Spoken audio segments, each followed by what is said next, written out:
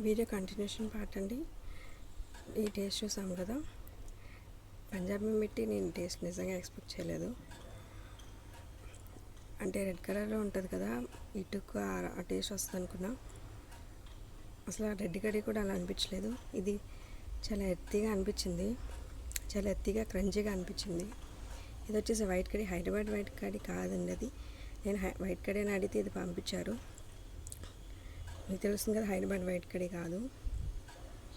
ఇది కూడా చాలా సాఫ్ట్గా క్రంచీగా ఉంది, చాలా క్రీమీగా అయిపోయింది, వెంటనే కరిగిపోయింది నోట్లో పెట్టుకోగానే. ఇది వచ్చేసి రెడ్ కర్రీ, చూసారా, రెడ్ కర్రీ లోపల వైట్గానే ఉంది. ఇది కూడా క్రంచీగానే ఉంది, సాఫ్ట్గా ఎర్తీగా అనిపించింది. ఇది పొడి పొడిలా అయిపోతుందండి, క్రంచీగా ఉంది, అంత సాఫ్ట్ అనిపించలేదు, పొడి పొడిగా అలా అయిపోయింది, క్రీమీగా ఏం అవ్వలేదు. హైదరాబాద్ వైట్ కర్రీ కూడా తెప్పిస్తున్నానండి, అండ్ నకుమాట్ కూడా నెక్స్ట్ వీడియోలో చేద్దాం. ఇంకా వేరే క్లాస్ కూడా నేను నెక్స్ట్ వీడియోలో చేస్తాను. ఇది ఈ 4 క్లేస్ పంజాబీ మిర్చి, white curry, red curry and pure white clay review అండి ఈరోజు.